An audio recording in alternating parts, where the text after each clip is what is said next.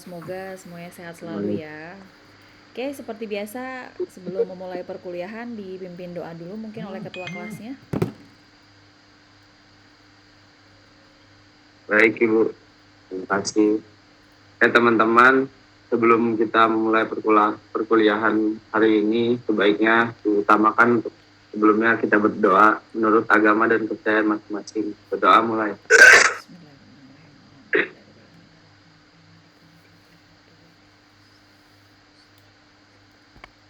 Amin, amin ya robbal alamin. Terima kasih. Oke, terima kasih Sultan sudah dipimpin doa. Mungkin ada yang mau memberikan singkat cerita atau motivasi 2 menit saja mungkin boleh untuk memotivasi kita semua atau mau bercerita dari pengalaman juga boleh. Siapa kira-kira yang biasa memberikan motivasi atau ceramah gitu ya, mungkin bisa dibilang gitu. Ada supaya kita Ada Bu, biasanya Muhammad Fikrun Najib.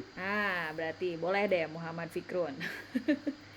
Materinya terserah lah apa saja yang kira-kira bisa memotivasi kita, membuat kita lebih semangat nih di hari Senin ini. Ada Muhammad Fikrun ya? Aduh, Saya Bu. saya. Iyalah, udah ditunjuk sama ketua kelas harus mau ya. Oke. Bismillah, sebelumnya mohon izin ya Bu ya, sedikit. Ini lebih ke sharing sih Bu, insya Allah kan teman-teman juga lebih paham gitu kan. Cuman ini kebetulan dikasih kesempatan buat berbicara di depan teman-teman aja. Bismillahirrahmanirrahim. Assalamualaikum warahmatullahi wabarakatuh. Waalaikumsalam warahmatullahi wabarakatuh. Alhamdulillahirrabbilalamin, ya kan, tiada kata yang pantas kita ucapkan melainkan kata syukur kehadirat Tuhan Yang Maha Esa, Allah Subhanahu wa Ta'ala, karena berkat rahmat serta hidayahnya kita dapat berkumpul, kita dapat belajar dengan keadaan sehat walafiat tanpa kurang suatu nikmat apapun. Salawat serta salam semoga senantiasa tercurah limpahkan kepada junjungan kita Nabi besar Muhammad Sallallahu Alaihi Wasallam, karena berkat perjuangan beliaulah dalam menyebarkan, mendakwahkan, syiarkan Islam sehingga kita dapat merasakan nikmatnya berislam dengan sangat luar biasa. Sedikit saja apa yang saya sampaikan terkait masalah ini motivasi ya Bu ya. Betul, motivasi atau sharing pengalaman juga boleh yang bisa menjadi motivasi teman-teman semuanya di sini ya. Iya baik, sharing aja Bu ya. Pertama yang perlu kita syukuri adalah tidak semua orang memiliki kesempatan untuk menuntut ilmu dan belajar. Jadi bagaimanapun keadaan kita, apabila malas itu menghadiri kita, ya kan, ketika kita enggan dalam mengikuti kelas, enggan dalam mengerjakan tugas, maka ingat teman-teman, kesempatan belajar yang luar biasa yang Tuhan berikan kepada kita itu tidak diberikan kepada semua orang. Dan banyak sekali orang-orang di luar sana, teman-teman seumuran kita, itu yang ingin belajar, mereka terkendala dengan berbagai macam alasan sehingga mereka tidak dapat melanjutkan perkuliahannya, tidak dapat melanjutkan pendidikannya. Dan apabila kita memiliki kesempatan untuk belajar, kita diberi kesempatan untuk menempuh pendidikan sampai dengan jenjang S1 ini begitu luar biasa, nikmat yang sangat luar biasa. Dan tentu saja setiap nikmat itu akan dimintai pertanggungjawaban. Ya kan, bagaimana ketika kita diberikan nikmat ini, diberikan kesempatan ini, kita nanti ditanya, ya bagaimana kamu memaksimalkan kesempatan yang Tuhan berikan, ya kan? Apabila kita tidak memaksimalkan dengan sebaik mungkin, maka kita pun akan dimintai pertanggungjawaban nantinya, ya kan? Maka kita harus memaksimalkan dalam proses belajar.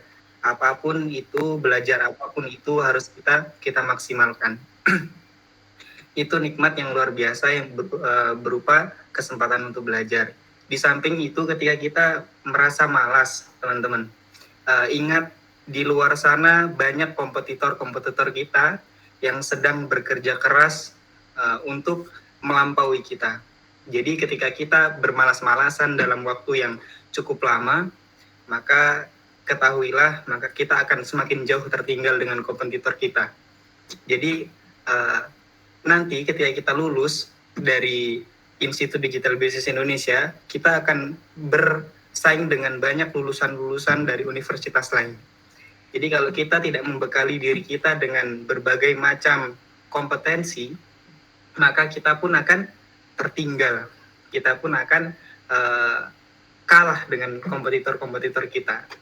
Jadi apapun itu, kalau umpamanya memiliki nilai tambah buat diri kita, maka kita ambil. Contoh organisasi, ya kan, itu juga proses pembelajaran kita dalam memanage, ya kan, apalagi kita prodi manajemen, ya kan. Dan dalam Islam pun konsepnya kan khairukum man ta'allamal Qur'an wa 'allamah. Jadi di situ kata sambungnya wa itu dan. Man ta'allamal Qur'an, siapa yang mempelajari Al-Qur'an wa 'allamah. Setelah itu dia mengamalkan, mempelajari, setelah itu mengamalkan. Ketika kita belajar di kelas, ya kan, ilmu manajemen, ya, etika manajemen, ya kan, etika bisnis, gitu kan. Setelah itu kita praktekkan, maka itu ilmu itu akan lebih melekat dalam diri kita. Ya kan, ketika kita melihat situasi yang real seperti ini, maka kita harus bersikap seperti ini, maka itu akan lebih melekat dan lebih kita ingat daripada hanya sekedar materi di kelas saja. Jadi gunanya organisasi, gunanya kita melatih skill kita di luar kelas itu untuk proses pengamalan ilmu yang kita dapat di kelas, sehingga harapannya ilmu kita dapat bermanfaat dan lebih melekat. Kalau ilmu itu diajarkan, maka ilmu itu akan semakin melekat dalam diri kita. Kalau maunya ilmu itu kita simpan, maka akan hilang itu ilmu. Begitu. Mungkin itu saja Bu, sedikit sharingnya, kurang lebihnya mohon dimaafkan. Wassalamualaikum warahmatullahi wabarakatuh. Waalaikumsalam Waalaikumsalam warahmatullahi warahmatullahi wabarakatuh. Terima kasih buat Muhammad Fikrun, dan itu Ibu setuju sekali gitu ya, karena memang tidak semua orang diberikan kesempatan untuk duduk di bangku kuliah dan mendapatkan gelar gitu, meskipun tidak selamanya yang mendapat gelar itu sukses dalam artian secara secara materi dan lain-lain gitu. Tetapi ketika kita punya gelar itu mungkin kita akan lebih punya satu kelebihan yang lain. Mungkin ketika perusahaan menginginkan karyawannya itu harus punya gelar, selain punya kompetensi di lapangan bisa bekerja, tapi kompetensi detail juga itu sangat penting gitu ya. Jadi gimana kita sekarang yang menjalaninya lah gitu ya, karena sekarang jam 8 harus kuliah, kita ngantuk gitu, itu harus dilawan semuanya. Kita harus berpikir bahwa kita sudah ada kesempatan loh untuk mendapatkan ilmu, dan sudah bayar. Biasanya kan kalau kuliah itu bayar ya, kuliah bayar mahal ya, dimanfaatkan gitu. Ini hanya ada kuliah jam 8 nih, saya fokus gitu ya, saya mengikuti meskipun ngantuk, dilawan itu semua gitu, supaya nanti ke depan kita bisa menjadi orang yang ya mahasiswa yang lebih punya nilai lah ya, punya value gitu ketika kita mau terjun ke dunia kerja gitu. Karena sekarang kalau sudah kuliah itu yang dikejar adalah apa? Nanti saya kerja di mana, ya kan? Kalau masih SD, SMP, SMA paling SMP favorit, SMA favorit, jurusan apa gitu. Kalau sudah kuliah, saya ini nanti keluar, saya IPK sekian, lulus kerja di mana, dapat gaji berapa. Jadi seperti itu. Jadi penerapannya memang akan lebih banyak di dunia kerja nanti ya, tetapi tidak ada salahnya kita dibekali ilmu dulu sekarang gitu ya. Termasuk ya sekarang kita belajar tentang etika bisnis lah ya, etika bisnis dan profesi itu. Kemarin pertemuan pertama kita sudah membahas apa sih etika itu, seberapa penting sih etika perusahaan itu gitu ya, seberapa penting sih kita berbicara tentang etika gitu ya. Nah kalau misalnya kita lihat sekarang nih, yang sudah Ibu share materi itu tentang prinsip-prinsipnya gitu. Siapa yang sudah baca? Ada yang sudah baca? Ada berapa prinsip coba dalam etika berbisnis itu? Ada yang sudah dibaca atau ada yang belum dibaca malahan? Aku Ada berapa? 4. Ada 4. Oke. Ada 4 itu bisa disebutkan apa aja? Prinsip otonomi, ya, prinsip kejujuran, prinsip otonomi, integritas moral, kesetiaan, dan keadilan gitu ya. Jadi kita berbicara tentang prinsip-prinsip etika bisnis gitu, dimana ketika kita mempelajari tentang prinsip dalam etika bisnis itu adalah penerapan ini sangat penting gitu ya. Karena apa? Karena sebagai pedoman dan pondasi perusahaan dalam melakukan aktivitas usahanya gitu. Jadi kenapa sih prinsip-prinsip ini harus ada, harus kita ketahui gitu. Nah, karena kita memang dalam satu perusahaan yang kita menerapkan etika bisnis gitu ya. Etika ini atau prinsip ini ketika kita gunakan itu sebagai pedoman dan sebagai pondasi dalam melakukan aktivitasnya. Aktivitas siapa? Aktivitas yang dilakukan oleh perusahaan, seperti itu gitu ya.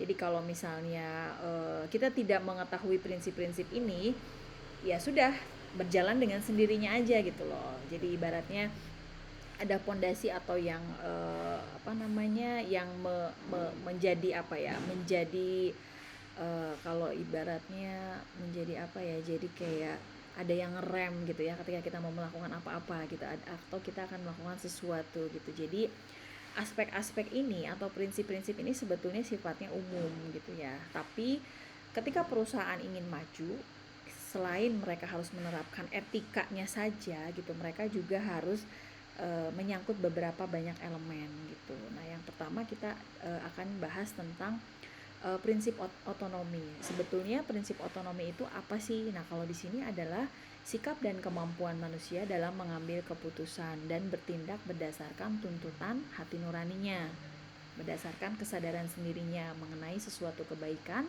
untuk diberikan kepada orang lain. Nah, prinsip ini harus ada dalam etika berbisnis gitu. Jadi kalau prinsip otonomi ini lebih kepada ketika seseorang atau ketika teman-teman ke depan nanti akan menjadi seorang manajer misalnya, akan menjadi seorang direktur misalnya.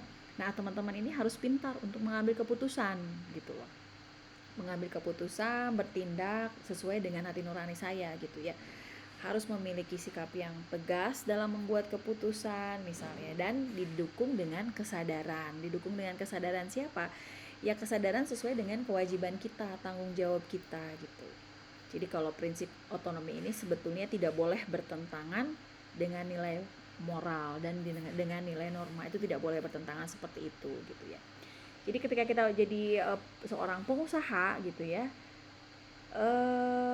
kita tidak boleh mengambil atau bertindak atau mengambil keputusan itu yang bertentangan dengan nilai moral gitu ya. Jadi keputusan dan tindakan itu harus sesuai dengan moral yang ada gitu ya, seperti itu.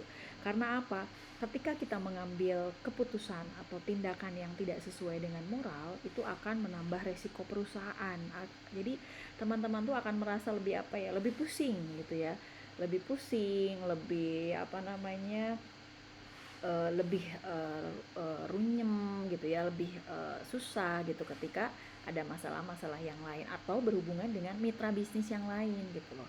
Jadi ketika kita nih misalnya dua perusahaan mau berbisnis, mau bermitra dengan kita, ketika ada sesuatu masalah, kita mengambil keputusannya tidak sesuai dengan hati nurani misalnya, atau keputusannya tidak sesuai dengan norma yang ada, ya berarti bisa jadi ke depan itu akan menjadi resiko yang besar. Seperti apa? Mungkin tidak lagi menjadi mitra dengan perusahaan tersebut, mungkin tidak mau bekerja sama dengan kita, contoh kecilnya seperti itu. Oke, prinsip otonomi ada yang mau ditanyakan tidak? Paham ya maksudnya ya? Kenapa di dalam etika bisnis itu perlu adanya prinsip-prinsip yang mendukung untuk penyelenggaraan etika bisnis. Ada yang mau tanyakan untuk prinsip otonomi? Tidak ada, lanjut ya kalau tidak ada ya. Lanjut dulu. Oke, yang kedua adalah prinsip kejujuran. Oke, kalau prinsip kejujuran ini jelas ya. Kejujuran itu dimanapun juga gitu ya.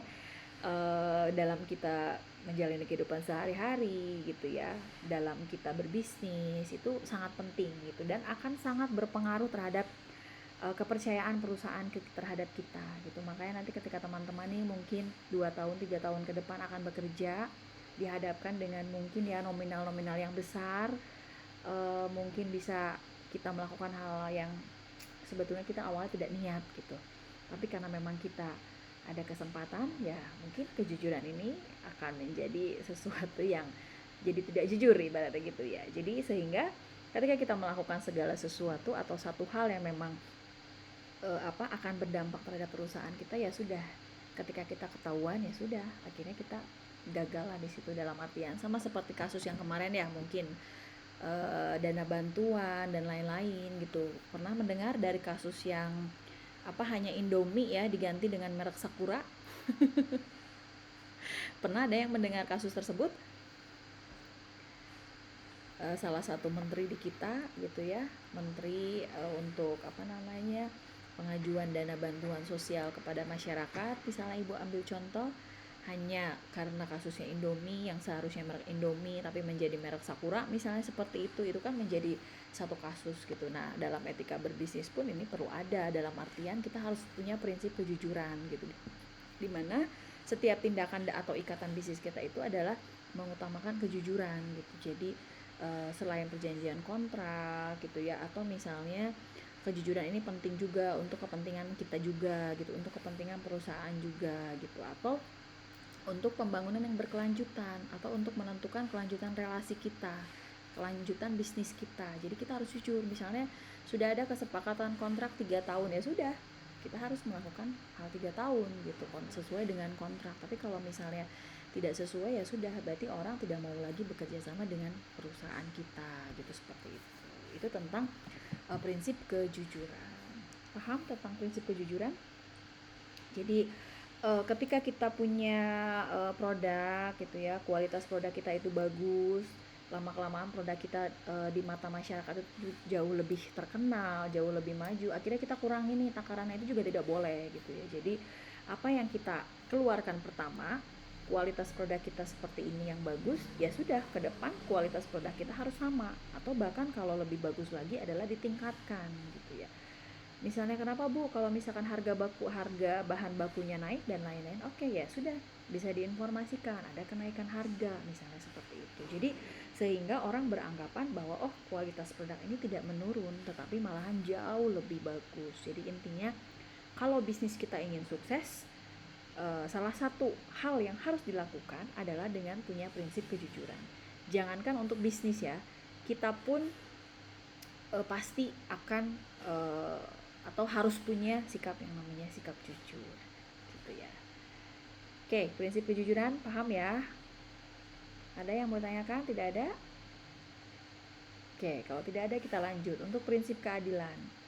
Prinsip keadilan ini adalah tindakan memberikan keadilan terhadap keterlibatan semua pihak dalam bisnis gitu ya. Prinsip keadilan perlu dilakukan agar setiap orang dalam kegiatan bisnis secara internal maupun eksternal perusahaan diperlakukan sesuai dengan hak dan kewajibannya gitu. Jadi kalau prinsip keadilan ini erat hubungannya dengan perlakuan sesuai dengan aturan yang berlaku gitu ya, dalam artian perusahaan itu sebetulnya tidak boleh bertindak diskriminatif gitu ya, atau misalnya lebih kepada pihak-pihak yang berkontribusi dalam hal tersebut, misalnya dalam aktivitas usahanya itu tidak boleh ada diskriminatif gitu ya. Jadi prinsip keadilan ini bisa berjalan dengan baik, maka dampak yang ditimbulkan juga sangat bagus untuk perusahaan gitu. Ketika keadilan sudah dirasakan oleh semua elemen atau semua pihak-pihak yang terlibat dalam berbisnis, dalam mitra bisnis tersebut gitu ya, sehingga hal tersebut bisa menjadi pendorong bagi keberhasilan perusahaan gitu ya. Jadi ketika perusahaan kita ingin maju, ketika perusahaan kita ingin mencapai visi misi yang bagus gitu ya, ya salah satunya adalah dengan prinsip keadilan ini. Tidak boleh ada yang namanya diskriminatif gitu. Jadi dengan adanya etika bisnis ini, dengan adanya prinsip-prinsip ini akan membantu perusahaan mencapai visi misi yang lebih bagus, visi misi yang lebih baik, visi misi yang tercapai gitu ya, sesuai dengan norma yang berlaku. Itu tentang prinsip keadilan. Nah, kalau yang prinsip saling menguntungkan, win-win solution, biasanya ada ya seperti itu gitu. Jadi ketika orang beranggapan bahwa ketika dihadapkan sama dua permasalahan gitu ya, kita ambil win-win solution, mana yang terbaik di antara keputusan tersebut gitu. Mungkin keputusannya 50-50 bermanfaat untuk perusahaan A, 50 bermanfaat untuk perusahaan B gitu.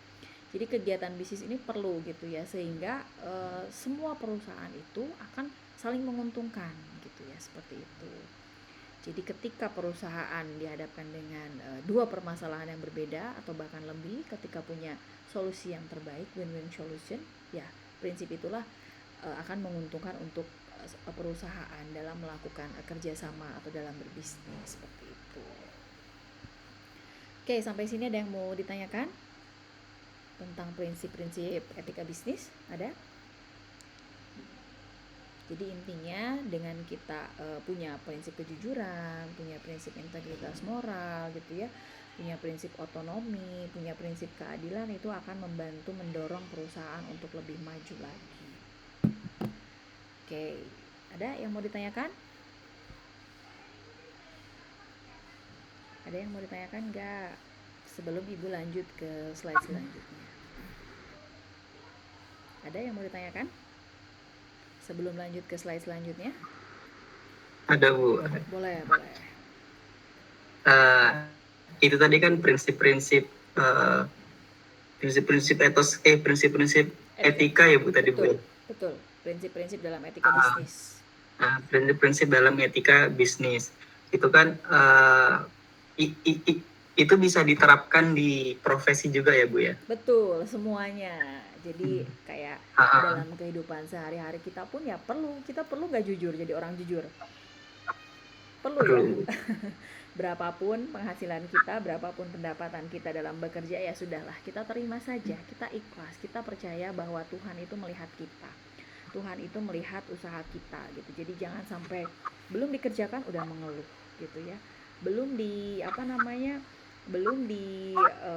kerjakan sama kita sudah mengeluh atau sudah meminta bayaran yang banyak misalnya, seperti itu. Jadi kalau bisa sih sebetulnya itu penting sebetulnya tentang materi, tetapi ya kita kerja aja dulu deh gitu. Ketika kita sudah punya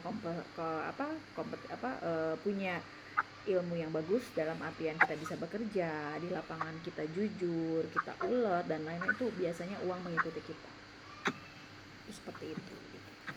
Jadi dalam berbisnis ini kan karena kita mata kuliahnya adalah etika bisnis, ya berarti Ibu pembahasannya cakupannya ke dalam etika berbisnis. Tapi kalau misalkan Bu bisa nggak disangkut pautkan dengan dunia kerja yang lain atau kehidupan sehari-hari, itu sangat bisa gitu.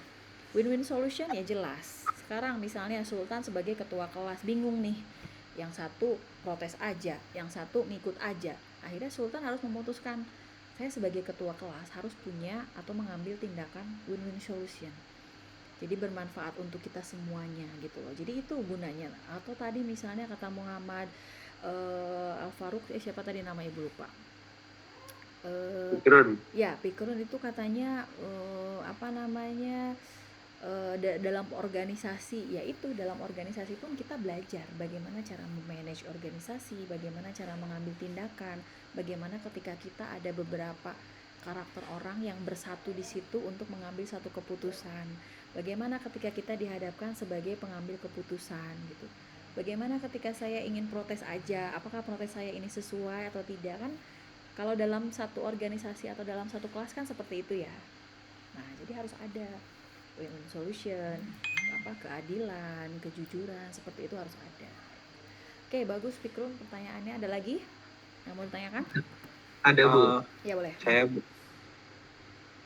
itu kan ini Bu ya, kejujuran sama kesetaraan itu kayaknya bisa jadi patokan juga buat membuat budaya di suatu organisasi juga Bu ya? Betul.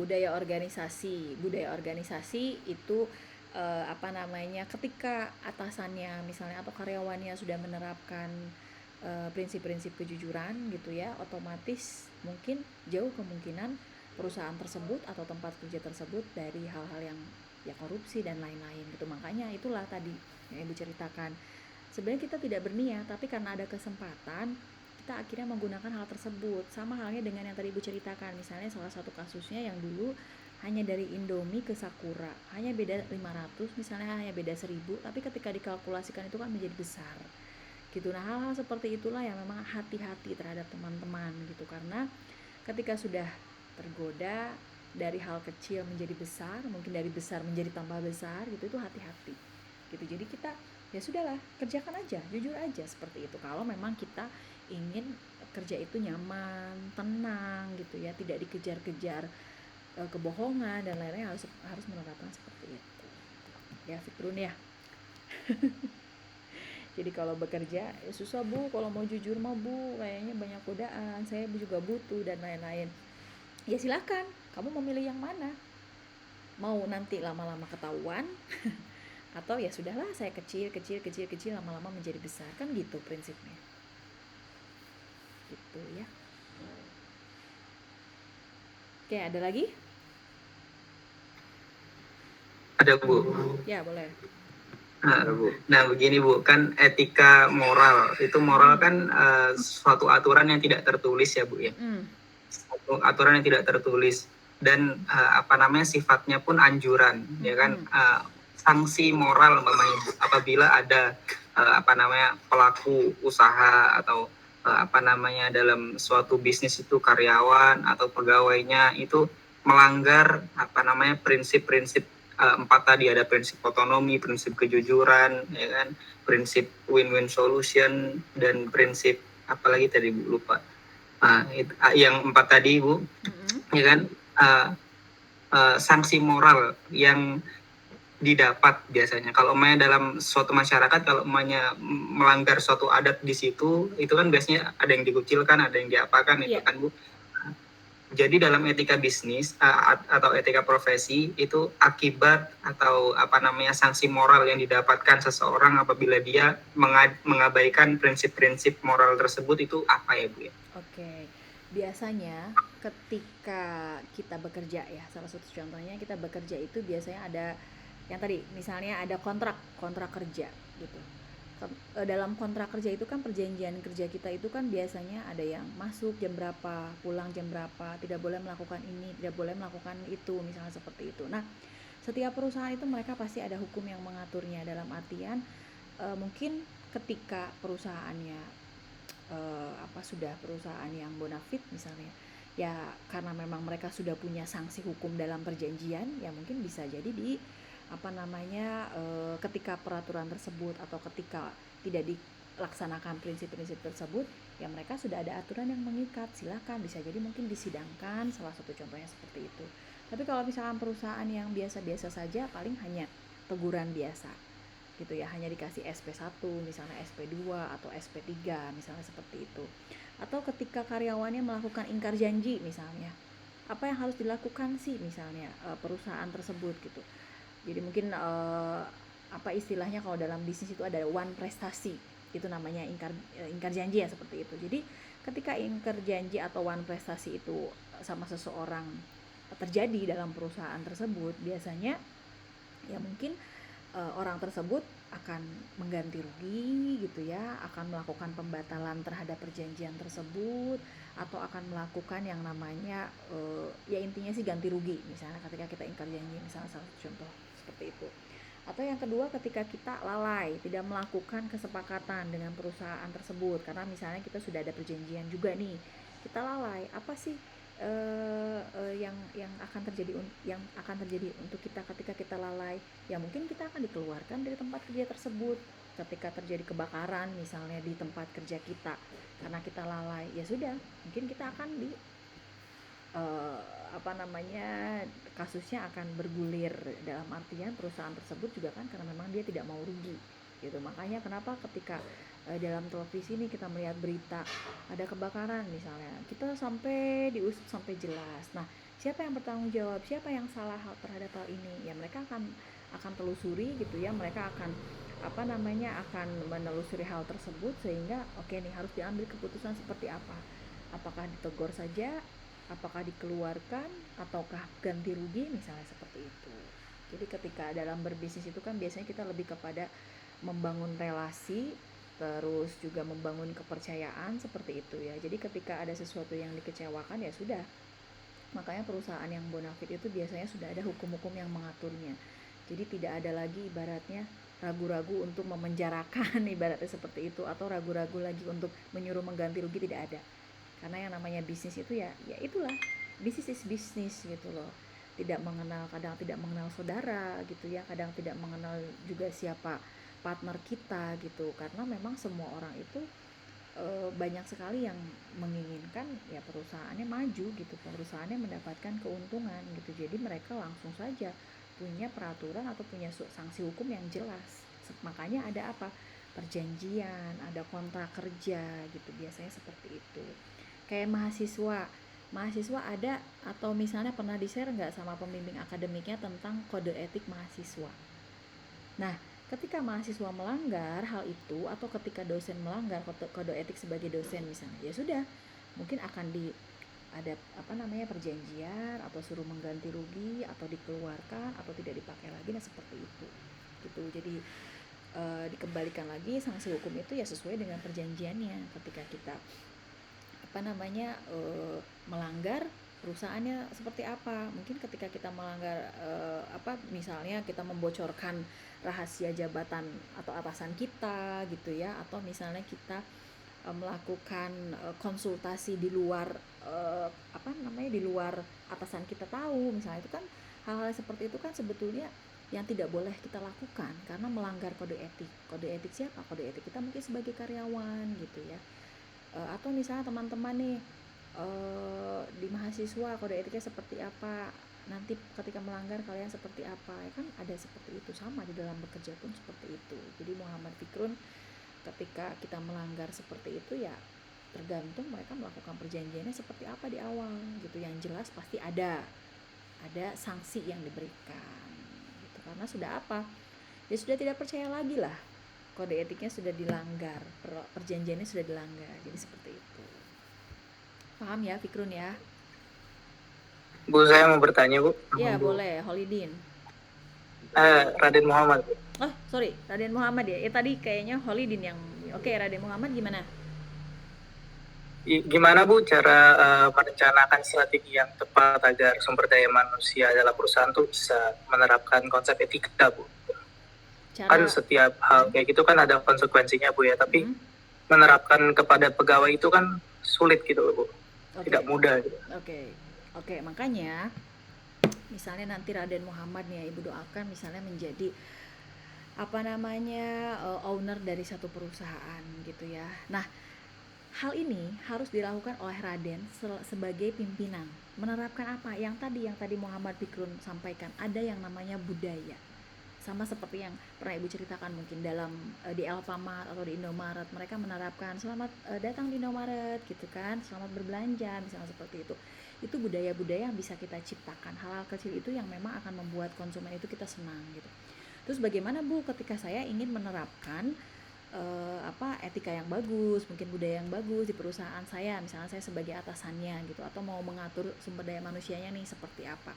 Ya kita bisa memberikan mungkin salah satunya dengan pelatihan-pelatihan, atau kita juga sering melakukan yang namanya evaluasi gitu ya. Evaluasi boleh dilakukan 1 minggu sekali, sebulan sekali gitu. Masukan-masukan, pendapat-pendapat yang disampaikan oleh oleh karyawan-karyawan kita itu didengar gitu. Jadi kita itu sebagai pimpinan itu jangan ngebosi, dalam artian gue bos, gue tahu jadi aja, nggak bisa.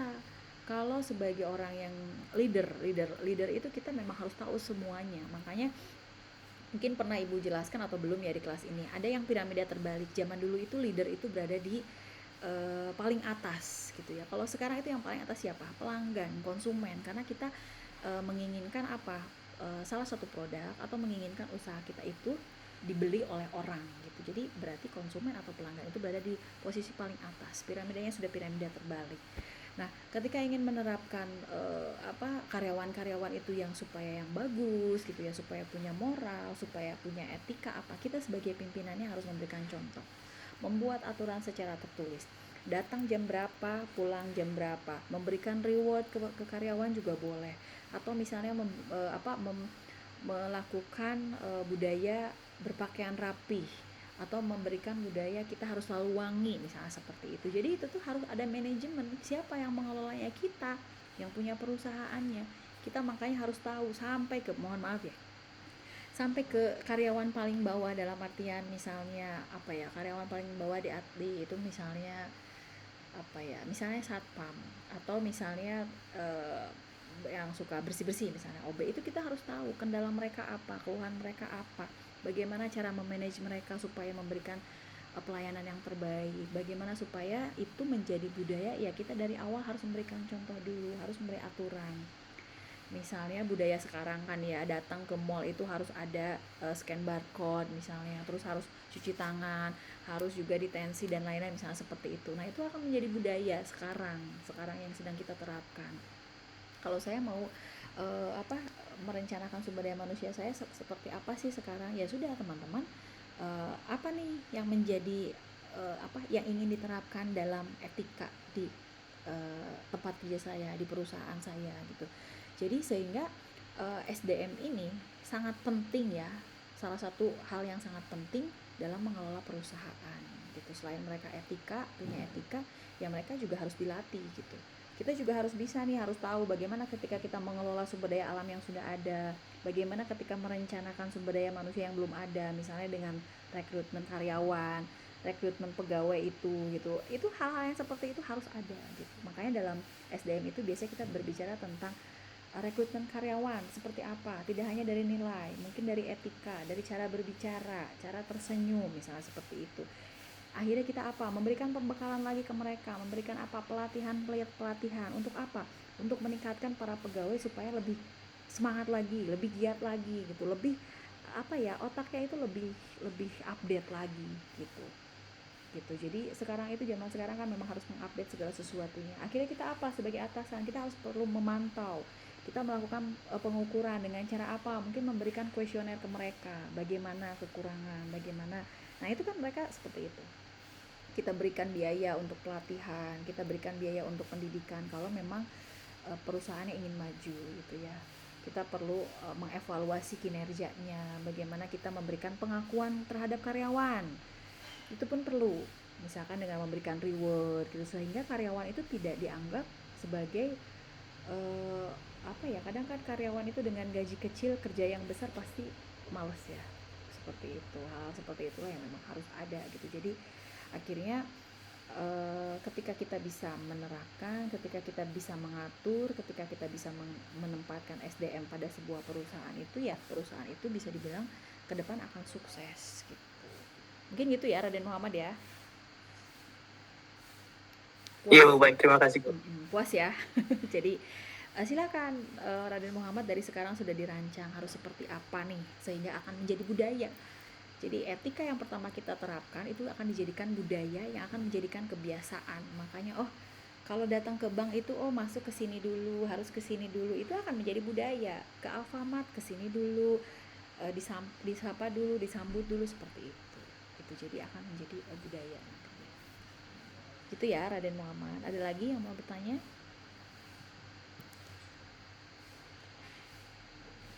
Oke, tidak ada lagi yang mau ditanyakan. Bu, mau nanya Bu. Iya boleh, siapa nih? Ibu nggak kelihatan namanya. Priska Bu. Iya, Priska Tobing. Iya Bu. Bagaimana jika karyawan sudah melakukan semua aturan perusahaan tapi tidak mendapat prestasi kerja atau tidak dipedulikan oleh atasan, sehingga kreativitas karyawan itu menjadi minim. Sikap atasan itu sebaiknya seperti apa ya Bu, supaya karyawan itu nggak ngerasa kayak nggak diperhatikan gitu Bu? Kayaknya itu pengalaman kamu ya Priska ya? Enggak Bu, pernah belajar gitu Bu, tapi rada lupa gitu. Oke, jadi sebetulnya ya hal-hal seperti itu sangat banyak gitu ya, dan sangat sering terjadi gitu. Makanya kita dituntut ketika perusahaan tersebut banyak sekali yang keluar masuk, mengundurkan diri gitu ya, dan prestasi tidak diakui gitu, akhirnya karyawan mengundurkan diri gitu. Nah kita sebagai atasannya harus bertindak sebagai apa sih gitu ya.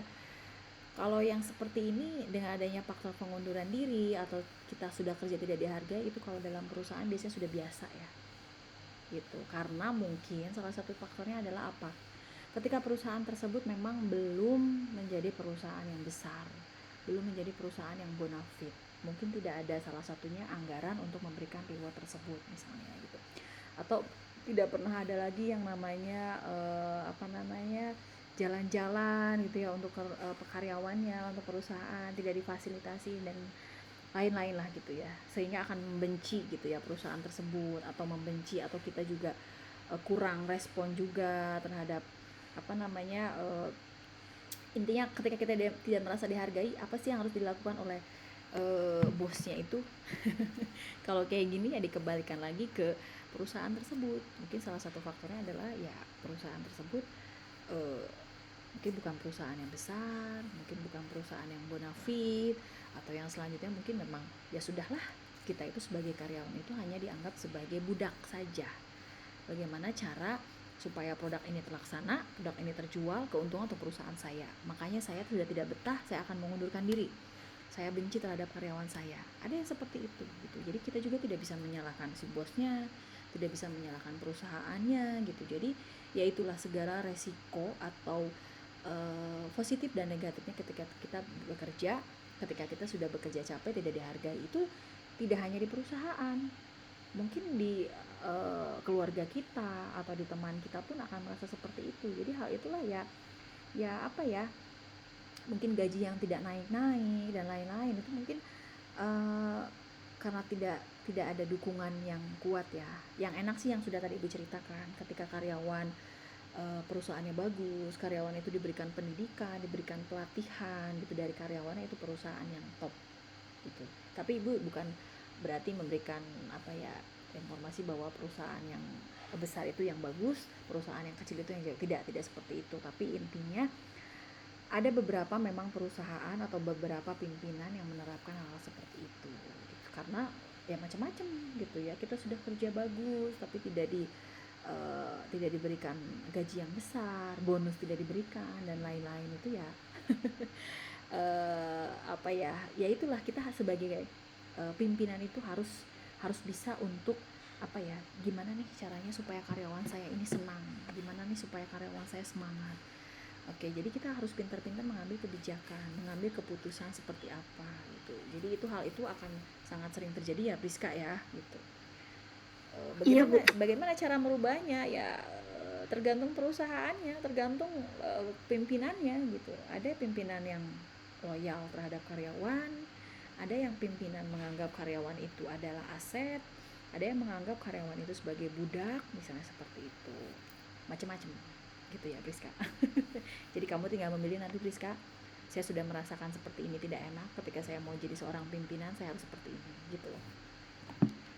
Karena banyak keluhannya, bukan hanya Priska saja, mahasiswa yang lain pun, atau dosen lain pun, atau pekerja yang lain pun, atau karyawan yang lain pun seperti itu. Nah makanya ada orang yang beranggapan bahwa saya tidak mau menjadi karyawan, saya maunya menjadi seorang pengusaha, menjadi seorang entrepreneur.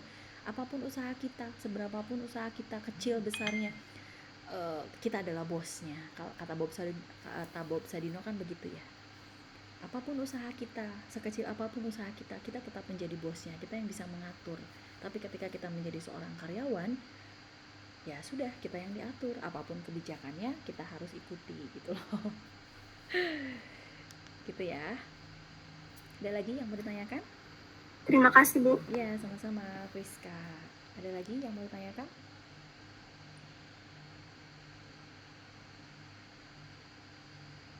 Oke, mungkin Ibu kebalikannya nih. Bagaimana ketika saya ingin dihargai Bu, gitu ya. Saya kok sepertinya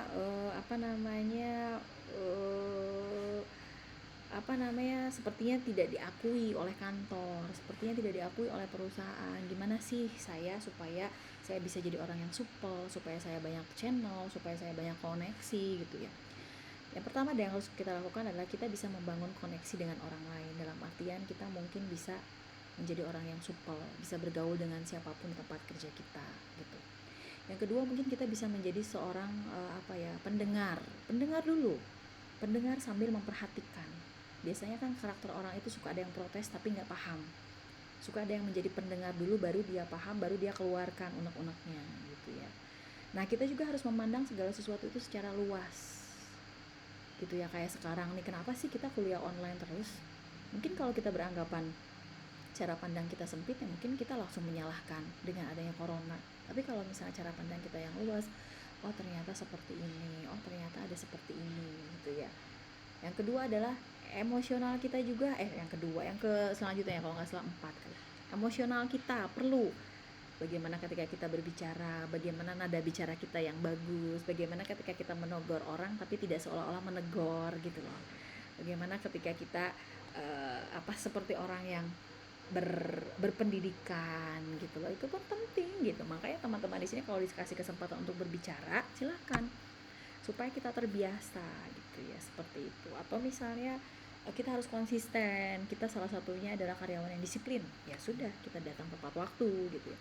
Kita juga harus jadi ketika ada junior kita tidak bisa, kita harus mampu menolong misalnya, seperti itu. Macam-macam sih sebetulnya yang harus kita lakukan ya dalam pengelolaan diri kita atau mengembangkan diri kita gitu, supaya ke depan itu kita siap terjun dengan masyarakat. Oke, ada lagi? Ada? Tidak ada? Oke, kalau tidak ada lanjut ke slide yang selanjutnya. Ada beberapa slide lagi sedikit ya, tentang etos kerja. Jadi tidak ada nih share screen-nya, sebentar.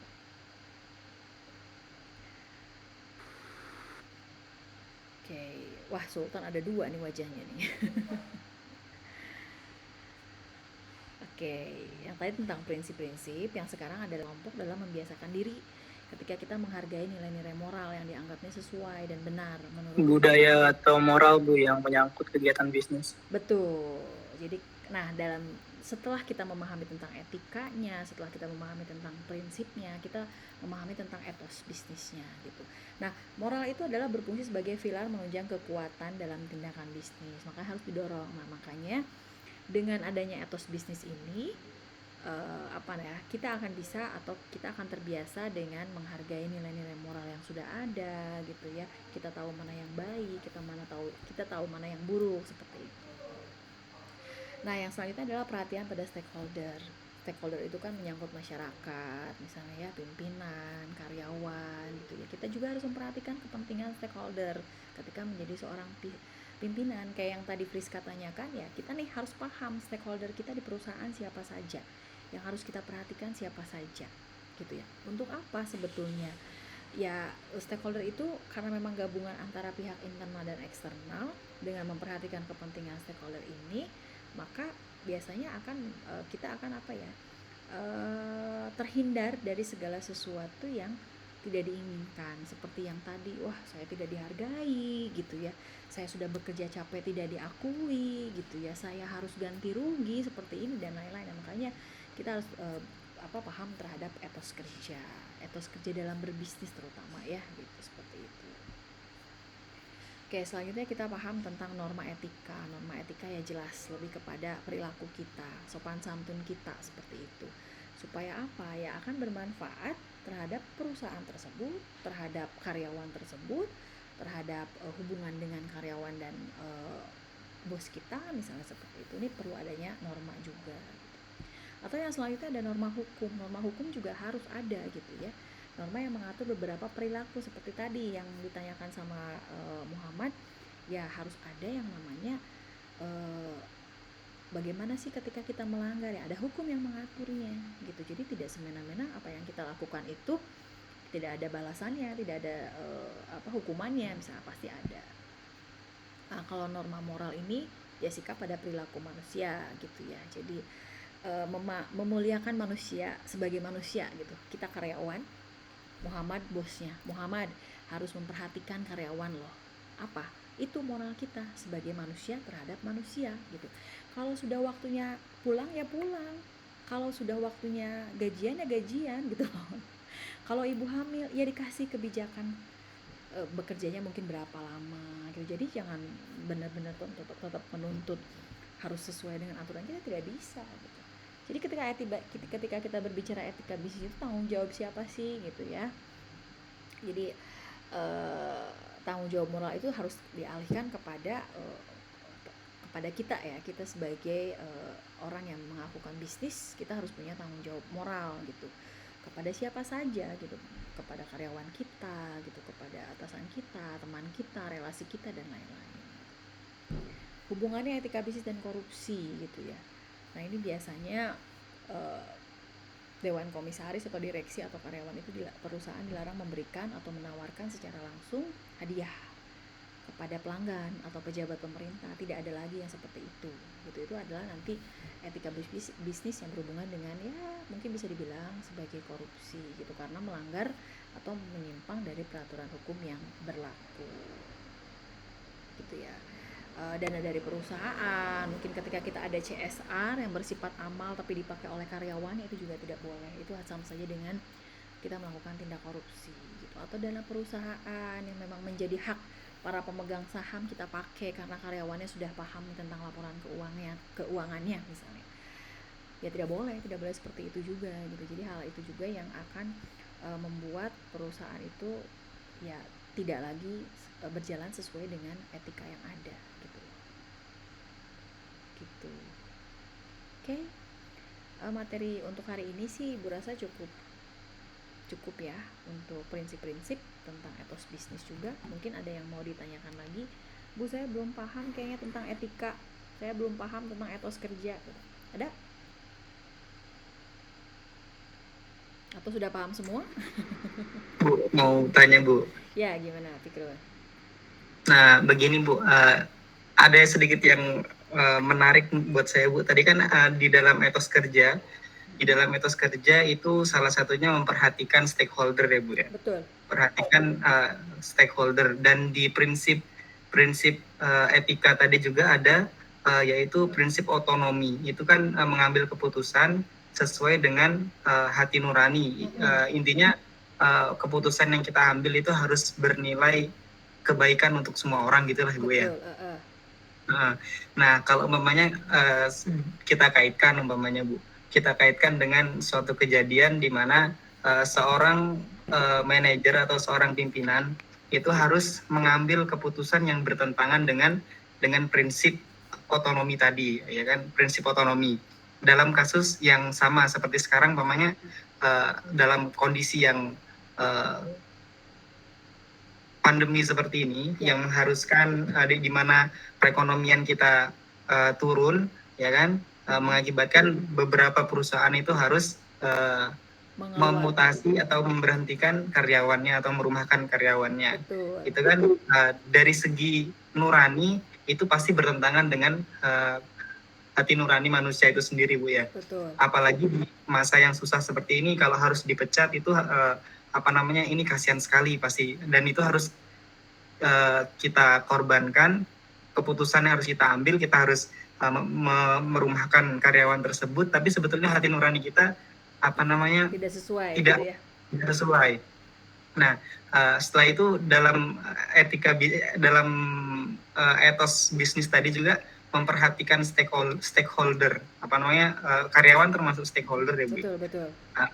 Nah itu kenapa seharusnya yang harus kita lakukan itu memperhatikan kesejahteraan mereka, bukan justru memperhatikan. Itu kan gimana ya Bu ya, itu seperti bertolak belakang gitu. Bagaimana Bu ketika suatu kondisi memaksa kita harus melawan atau melampaui batas-batas norma yang sudah ditetapkan, itu bagaimana Bu?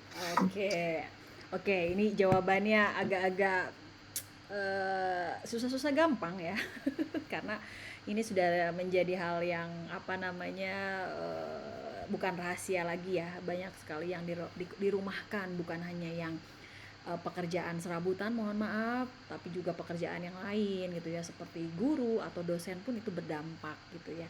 Sebetulnya apa sih yang harus kita lakukan gitu? Ada nggak yang membaca situasi sekarang dengan pandemi ini, banyak orang-orang yang dirumahkan, banyak yang diberhentikan karena memang perusahaannya pun kolaps gitu, tapi itu bertentangan dengan prinsip-prinsip yang tadi Ibu jelaskan gitu. Ada nggak? Jadi bingung juga ya kalau mau menjawab seperti itu gitu. Kalau misalnya nggak dikeluarkan, tidak ada lagi untuk membayar karyawan. Kalau dibiarkan saja, saya juga tidak bisa menggaji mereka gitu ya, seperti itu. Ada nggak yang mau memberikan clue mungkin untuk ibu dari mata mahasiswa, nanti ibu dari mata sebagai dosen juga, nanti ibu bisa gabungkan gitu. Karena kalau misalnya berhubungan dengan pengambilan keputusan atau kebijakan yang seperti itu, memang mau tidak mau, suka tidak suka, ya kita harus melewati ini semua gitu loh. Kita juga tidak bisa menyalahkan, wah bertentangan dong Bu dengan stakeholder kita, katanya memperhatikan karyawan, ini pengambilan kebijakannya berarti perusahaannya nggak bagus dong Bu, jelek dong Bu.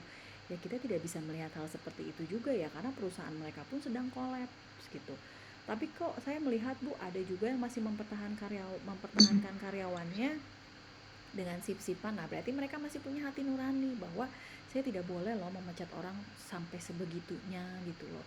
Jadi saya bertahan dulu, mungkin saya akan memutar otak dulu, atau misalnya sip-sipan dulu kerjanya, seperti itu. Jadi kalau hal itu semuanya terjadi ya ya karena memang kita semuanya melakukan adaptasi kebiasaan baru gitu loh. Era new normal ini benar-benar memang kita harus beradaptasi dengan semuanya yang baru gitu ya. Bukan hanya dari segi pimpinan yang perusahaan yang kolaps, dari segi karyawan pun banyak yang kolaps, dari segi jangankan perusahaan kecil, perusahaan besar pun banyak yang kolaps seperti itu. Terus gimana dong cara kita mengantisipasi hal seperti itu? Kan bertentangan. Gimana coba? Ada yang mau mencoba menjawab atau memberikan arahan? Pandemi ini pokoknya berdampak untuk semuanya gitu. Jadi kalau ibu simpulkan ya Muhammad Fikrun, memang hal itu banyak terjadi gitu ya, bukan rahasia umum lagi gitu, bukan rahasia perusahaan lagi gitu. Banyak sekali, termasuk misalnya seperti perjalanan dinas pun, termasuk ibu pun dikurangi gitu ya, dan lain-lain. Tapi ya mau tidak mau kebijakan itu memang harus diambil gitu. Mungkin ini kita sedang berada di posisi memang titik terendah, dalam artian mungkin yang berkuasa pun ada, yang lemah pun ada gitu ya, yang setengah-setengah pun ada gitu. Nah makanya kalau misalnya untuk menjawab tantangan ini ya silakan mahasiswa di sini yang memang bisa menjawab hal ini kenapa sih bisa terjadi gitu loh. Padahal kita tuh tidak bisa loh sebetulnya terus-terusan dibeginikan saja, terus-terusan menjadi monopoli seperti ini misalnya gitu ya. Atau misalnya terus-terusan dipermainkan, atau terus-terusan kita mengikuti aja, kita pakai masker, beli masker, kita harus pakai 3 lapis masker, ikutin 3 lapis gitu ya. Jadi kalau memang ada yang mau berani memberikan perubahan gitu ya, yang bisa dilakukan oleh beberapa mahasiswa, mungkin ini kalau memang berani ya bisa saja, sehingga pandemi ini tidak berkelanjutan, dalam artian tidak ada lagi yang berdampak gitu ya, tidak ada lagi yang terkena PHK dan lain-lain gitu. Tapi ketika mengharuskan seperti ini ya memang kita harus beradaptasi dengan kebiasaan ini. Memang itu sangat bertentangan dengan moral, tapi ya mau gimana lagi, karena memang perusahaan mereka pun sudah kolaps, usaha mereka pun sudah kolaps gitu. Makanya kita mau tidak mau, suka tidak suka, tega tidak tega, ya sudah, berhentikan saja sampai di sini gitu. Jangankan gini ya, seperti halnya ibu aja nih, punya kasir misalnya, ketika dia tidak jujur ya sudah, mau tidak mau ibu keluarkan gitu. Tapi ketika ibu suka sama dia jujur, dia ini ya sudah, ibu pertahankan dengan cara apapun, ibu memutar otak supaya kasir ini tetap ada misalnya, seperti itu. Nah sama dengan perusahaan pun seperti itu, dia akan melihat dari beberapa segi orang untuk dikeluarkan dan tidak dikeluarkan gitu. Jadi kalau misalnya itu bertentangan ya Bu ya pasti bertentangan Fikrun.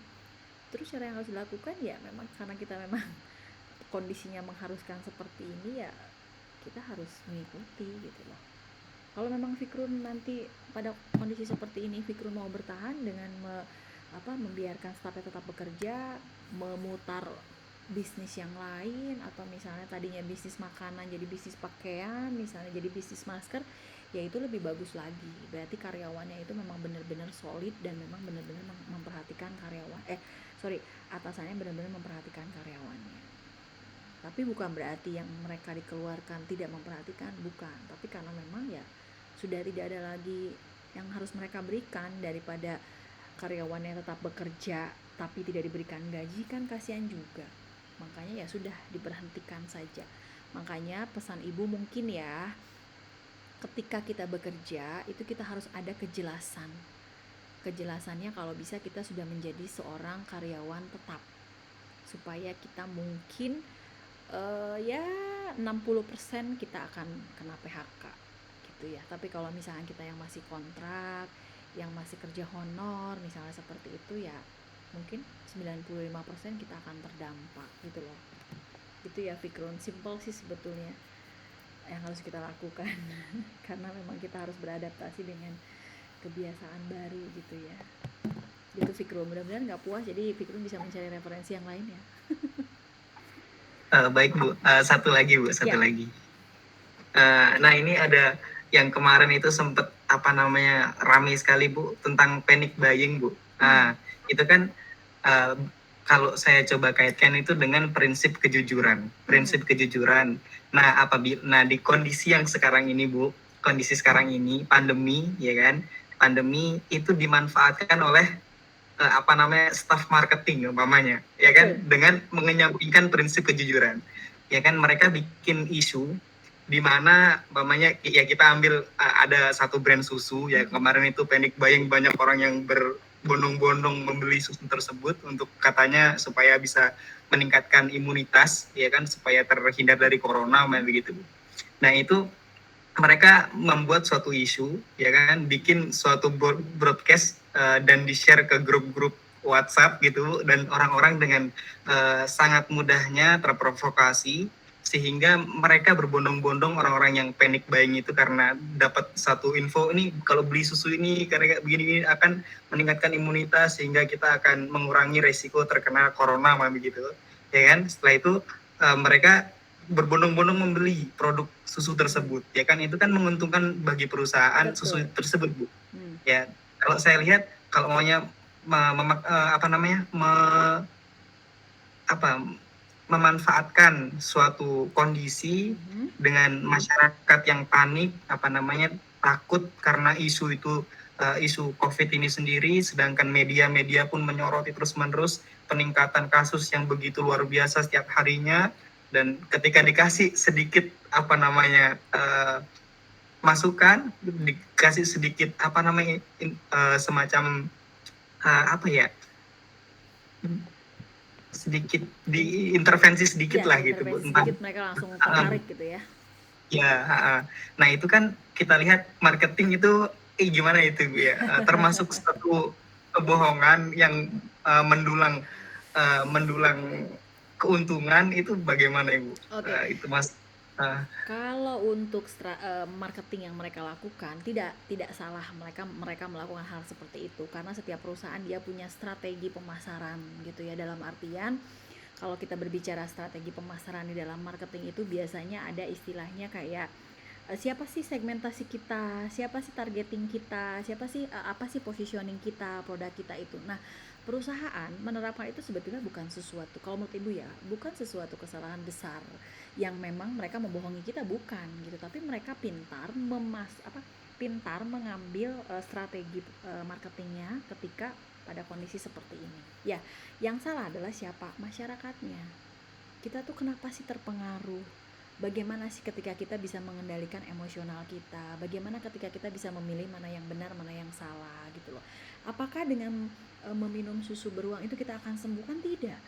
Tapi karena panik buying informasinya seperti itu ya, kalau memang Ibu mau menyalahkan siapa? Ya masyarakatnya yang tidak bisa mencerna secara logis bahwa tidak mungkin loh dengan susu ini langsung sembuh. Tapi ada yang sembuh juga, ya mungkin itu kebetulan. Ya mungkin itu juga memang bisa menyembuhkan. Jadi segala sesuatu itu memang kita bisa kembalikan lagi kepada diri kita, secara emosional kita tuh seperti apa.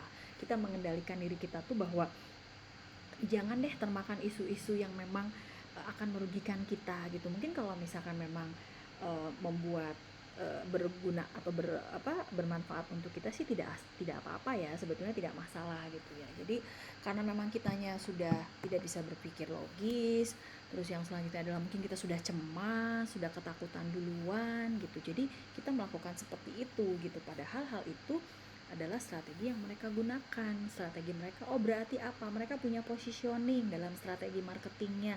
Positioningnya apa? Yaitu mereka punya unique selling gitu ya, punya keunikan dalam beer brand.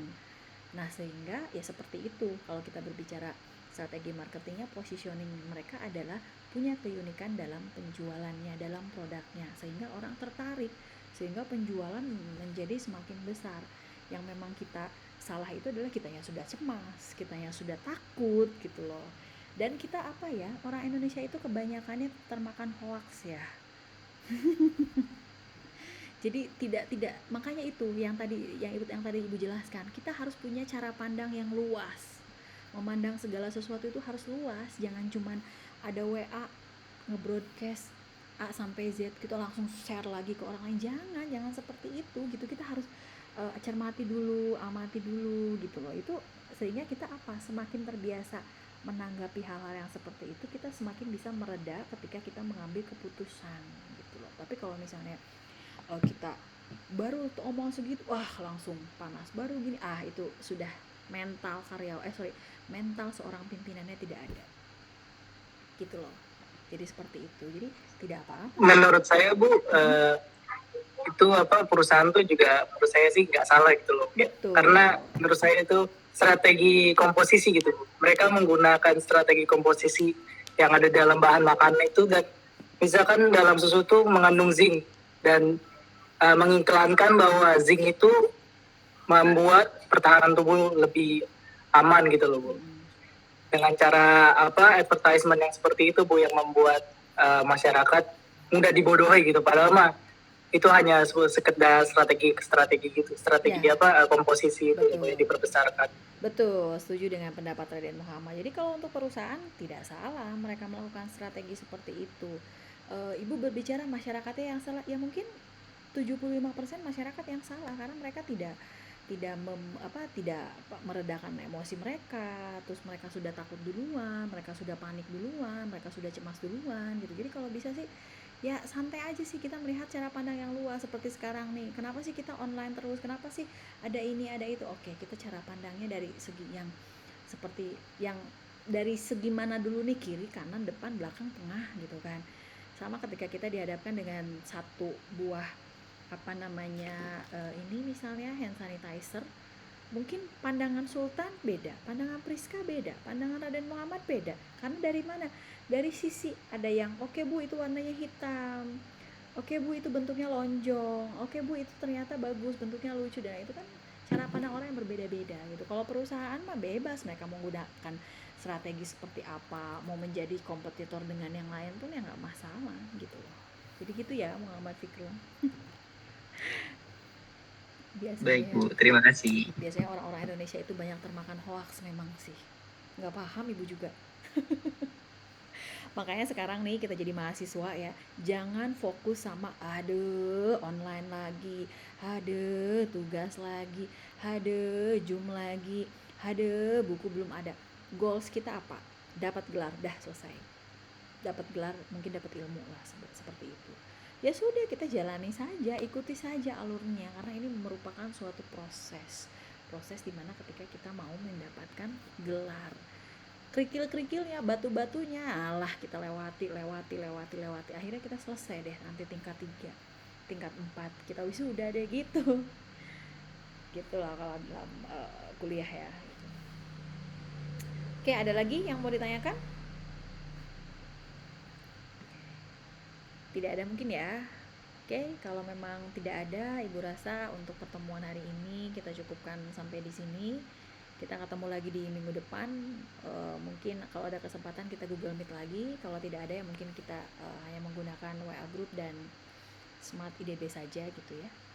Nanti kalau misalkan ada lagi yang mau ditanyakan dan belum puas, silahkan ditanyakan di grup atau cari referensi lain di Google. Karena mahasiswa itu sudah tidak ada lagi seperti anak SD ya, yang diberikan materi A sampai Z ini loh, harus ngikutin ini loh. Enggak, silahkan cari referensi sambil ngajar. Ibu misalnya, Ibu ngomong apa ya, saya mau searching buat jadi pertanyaan, enggak apa-apa. Itu namanya mahasiswa, harus banyak, kita tuh haus akan informasi dan harus mengupdate ilmu kita gitu.